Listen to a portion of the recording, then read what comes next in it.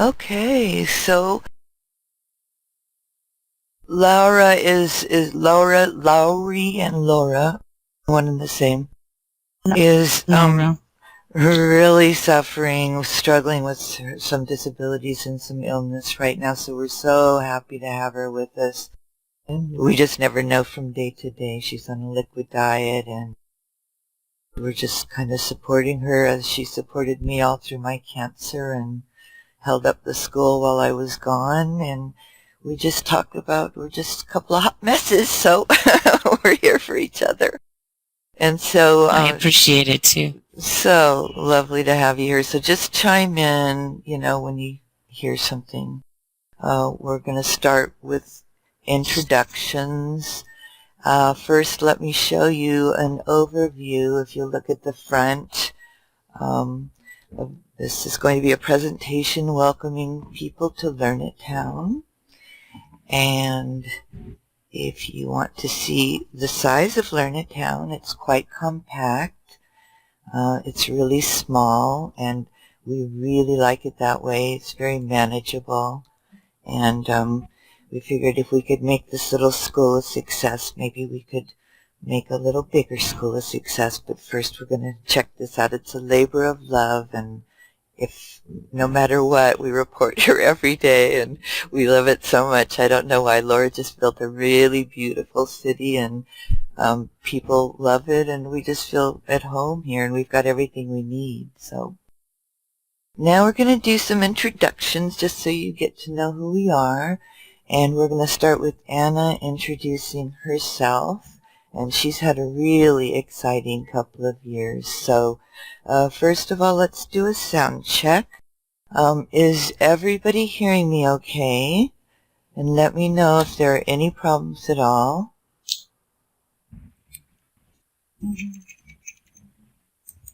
Okay. And the same with Anna when she begins speaking. So just let us know if there are any issues. We'll just stop and fix. Okay. Anna, take over and introduce yourself. Okay, well, nice to meet you all, and thank you for coming. My name is Ana Gema Gallego. I'm from Spain.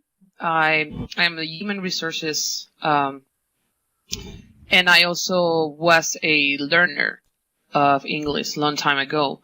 So one of the things that I think I put into Learn It Tongue is being the experience of how you join Learn It Town or how you join a Second Life to learn a new language that it wasn't working. For example, in my experience, it wasn't working going through a physical academy or having teachers in my home or going abroad because I went to London. Nothing was working until I found Second Life. At that time was Language Lab, and I learned English so easily. So I basically fall in love with the methodology, with the teachers, and everything. And now I am lucky to be part of Learn It Town with Laurie and with Eva, that are really great partners. We also, in Gandia, where I live, we also get into an incubator. There was a selection of different women's, and they did like interview, and they were telling about the different, they wanted to know about the different businesses we have. So we got selected in first 21. It was like more than 100 interviews, and we got into the first 20s. We did a 3 to 4, I think it was almost 4 months of a course and different. We studied Lean Startup, and it was really, really great that every step that Lean Startup was saying is everything that we were doing at that time. We got the improvement of every single teachers. They all were so impressed with our project, the economists and different persons. And also the director of the European Center for Women and Technology. After we did the Proyecto Dame, they were so impressed with us, so they asked us to go to Lisbon to the ICT event, which is an European technological event. They asked us to be part of the contest, and we get second.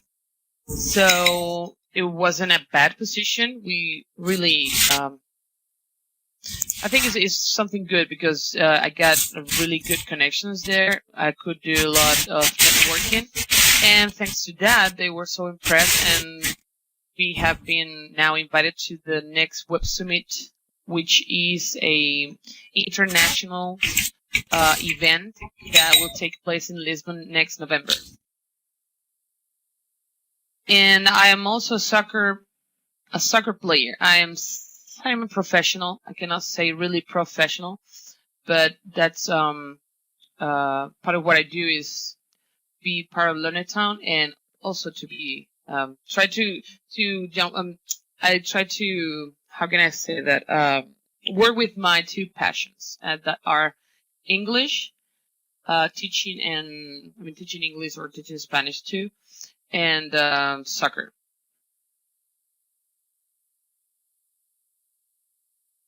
And I don't know, Eva, if you want me to say anything else. No, but I just am so impressed because Anna's kind of our best foot forward in the public, and she's really getting out there. And the fact that they accepted her into this woman's incubator, and not only did they accept her, but they just adored her project. They loved the Learn It Town project and just gave her lots of positive feedback. And we didn't know. We were just doing what we could afford to do, called lean startup or whatever, but we were lean because we're lean. And, yeah. It came naturally to us.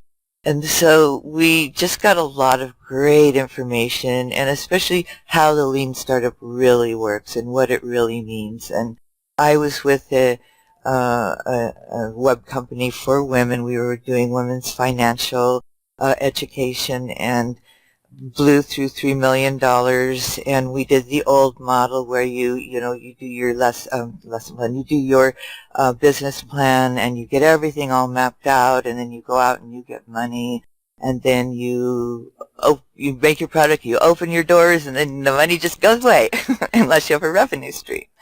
So I was really convinced. I don't think I want to go through that again with this. So let's just keep it small. We often use the idea of fractals. Once we have a perfect little fractal, then we can multiply. But until we have that fractal, and people have offered us money, and we just aren't ready. Our fractal's not quite ready yet. So we're just trying to find a way we can support our students and bring in more students. Okay, so let's move on. I'm just going to introduce myself quickly. I am Shawan Corrigan, and I work at the University of San Francisco, where I have been for 15 years. And before that, I was an art director with a web company because I had left teaching in 1994 and gone to work in the digital world. So it was a lot of fun. But then we had a dot-com bomb, and I just started working at the university immediately, and that's where I stayed. I have a master's in digital media and learning, which they've now changed to DTTL, which is much more complicated, and I don't even really know what it stands for. I forget. And I have a master's degree in linguistics. So I started teaching many, many, many years ago, and I was always interested in media, using media in the classroom. Even when we had these big Betamax machines and these hulky cameras, we were doing commercials and playing around. We've always played with music, and so playing has been a big part of my teaching activities. They're not really games, they're just activities where people enjoy themselves.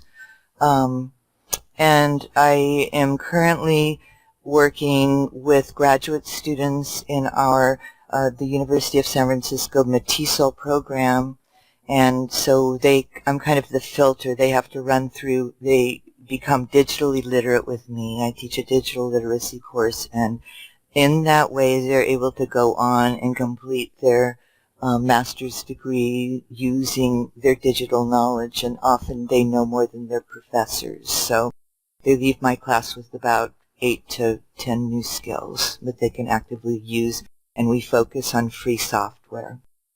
Okay. So, yeah, I've got awards. What? Sorry. Say that you also are so creative, you're so hardworking, and you're always thinking new ways. Your mind can't stop thinking and creating new things, and I love that from you. Thank you. Yeah, obsessive. I could use a few more hours of sleep every night, but that's okay. It's fun to think. Okay. All right. Now I'm going to introduce Laura. Now, Laura, is there anything you'd like to say about yourself before I launch into your introduction? Just that I've been doing this for a long time. Since I worked as a behavior modification counselor for 15 years, and I have MS and was sick, and so I was laying in bed and I was taking a class online, and this was 2006, a photography class where I was just taking pictures around my room, and they did it it was Texas State Technical Institute, and they had a Second Life class that they were trying, and so I came in, and I was like, wow, that's kind of interesting. We didn't have voice at that time. You just put your pictures on a prem and people saw them, and it was kind of a way to get people together. And since I was in bed, it was one way. And then I met the folks at Language Lab that they just got a $2 million grant from King's College to try to do something. They had no idea what they were doing. And they said, hey, come help us. And I said, okay. And so that's what we did. And we had, so I was the community director. I did everything in world to kind of, because I was in bed. I had nowhere to go. So I just kind of learned from a lot of mistakes. Teachers came and we tried different things. We brought in 63,000 students, or I brought in with that. I don't know how many. That was 3 or 4 years ago that I got that off the database. I came from all over the country, from 96 different countries, and it was quite it is very amazing. What I found is that we made a lot of mistakes, and we did a lot of really good things, and so I have seen what works and what doesn't work, and it's quite phenomenal. Learning by doing is very important, but there also has to be some direction to it. And that's where showing you can't be fixed and unmoving. And you have to use synergy, and showing who is so flexible and so quick thinking. And Tita, the information we got from Anna was, I say Tita, Anna, that's the same person, from starting from beginning to end, is just, you couldn't ask for something better, a better study. And so to have her a part of the team and have Showen as part of the team is just amazing. And I think I'm going out. So Showen, go ahead. Okay, perfect. Thank you, guys. Perfect segue. Because I wanted to kind of go into our history, because that involves a little bit of more about Laura and who Lowry Mills is. Because she went to Language Lab, and she was just, her footprint was everywhere. And I learned this when I went to work. Heike took me over there when they were hiring and introduced me, and I was just thrilled. I would have paid them. I would have paid tuition. But they were paying, marginal sums. What did Barbara McQueen say? It's a little stipend. So, I just learned so much from Laura, and she was so patient. She taught so many of us how to do things, and she was never very well, and we all knew that, so we kind of worked with her. But after a while working at Language Lab, my experience was, where's Language Lab? And because I knew it was a company, but the only thing I saw was Laura and what Laura did. And I said, wait a minute, Laura's language lab, because they just worked her like a horse, and she worked like a horse, and she just produced a whole community. She created community involvement, activities. She ran big events. She had this kind of multi-level way students could come in and participate. And I, honest to God, never knew what London did. So I feel language lab equals Lowry Mills equals Laura Jeffcoat, and that's why I feel so privileged to have her with us, because to me we got the heart of language lab, and that's the important thing, that we got all of her creativity, her great imagination. She built this whole city that you're going to look at today. Many of you have seen it already, but I just fell in love with it. I just love it. I don't know what I'd do if it went away. I'd feel so depressed. So I just absolutely, and we all just absolutely adore this little tiny town. So that's why we thought we would, take you on a little tour and just give you some tidbits of what, what we've learned and what we know. And just to finish off the history with Language Lab, though, basically, this school you see here is a de facto school, because Language Lab at one point decided that they were going to go corporate, and they got real high and mighty, and they were going to go for the big contracts. So they just kind of dumped their individual subscriptions, and just to them it was just a subscription, and to the students it was like people, and to us it was like people, and these people had known each other for years. They'd been coming there for years. And, that one unique thing about virtual worlds is you forget you're in them after a while. You really feel like you're sitting there with your friends. And so they were absolutely brokenhearted. And we said, what can we do for them? And so Laura said, well, I have a little building. We can go over there and hold some classes. And so we did, and that went on and on and on. And then finally we said, well, let's get a little island. I think we can do this. And so that's really how Learn It Town came to be. Anna, do you have anything to add to that? No, I remember when they announced that they were closing basically the doors of the academy. I remember all the students coming to the welcome area and saying that they were so sad what we're going to do that can be possible. I feel so sad too, because it's like you say, it's not that you just sit down in the computer and you meet your friends. It's like you create a new family, because the students and the teachers, they all became a family, and I really wanted to be here with all of them. And when I knew that they were closing the doors, it was like, no way. What are we going to do? I'm going to miss my friends. I'm going to miss my family, and it was really hard to go through that. Can I say something about that? Sure. I think that has to do with building a community. All schools have pride. And one of the things about being an ESL school or being an online school is that you have to create a sense of community with each other. You have to have a reason for them going, because they're not just going to log on. If you look at game design and the theory of game design, what is the payoff? And for many things, you have a game and you can win a chair or a piece of clothing or something like that.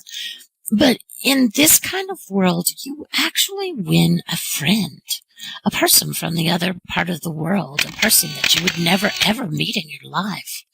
That's a bigger payoff than anything else. So when they did away with that, which was it just basically destroyed what they were doing. It was a very bad mistake. It was that So the students came on. And so then when they tried to hold it with, it was just corporate where, and a lot of you have seen this, where you just log in, you take your class, it's like a web online class, and you really just, you don't really see anybody. You just do your work online and then you go. There's not any intimacy. There's not any any way that you really want to be a part of that. And so you just do your course online and then you go away. This is much different. This is something that lasts not just for a short time, but for many of them, we've had people for 6-7 years. So it becomes the community that they are a part of. They only get to speak English in this community. They only get to learn math and say it this way, or they would only get to learn reading or talking about books or whatever. So it's your job to, when you're talking about payoffs for game theory or learning theory, this is part of the payoff, is people. And never forget that the people are the most important thing that you are giving to each other. So encourage that. Encourage those relationships. Okay, that's all she has the energy for. But I know you get excited when you're listening, which is good. It's good for your immune system. Okay, so yeah, one of the things we really thought of when we thought of what we wanted to do is we wanted a synchronous school. We wanted to interact with our students. That's what we love to do. We didn't want to sit around and design materials and post them and have people come along and play the game and, with their friends and all that. We wanted to have a real sense of doing what we love to do, which is teaching and interacting with students. So that was our dream. That's what we wanted to do when we got up in the morning. So we just figured that let's really go for a synchronous school. And then we realized that people really are hungry for that synchronous school again, that synchronous interaction. So that's really, I think it's going to grow. And then when people study with us and they try to go off and do Skype lessons and other ways of learning, they just come back they say they just can't go back. I can't go back and I won't. So anyway, okay, so that's our little history and how we became a de facto school. So why don't we do this? Let's go stand around the holodeck and then we'll tell you a few more things about us, but we'll also show you some things. Because we thought, we don't want to just lecture to you and then take a long tour and then drag you off to, you'll be so tired. Okay. Learning by doing. Yeah. Learning by doing. Yes, what we exactly. do. So can you guys lead over to the holodeck? That way I can film. Okay, let me see exactly. I'll follow Tita 1. Wait a minute. I'm trying to see where the holodeck is right now. Okay, there you go.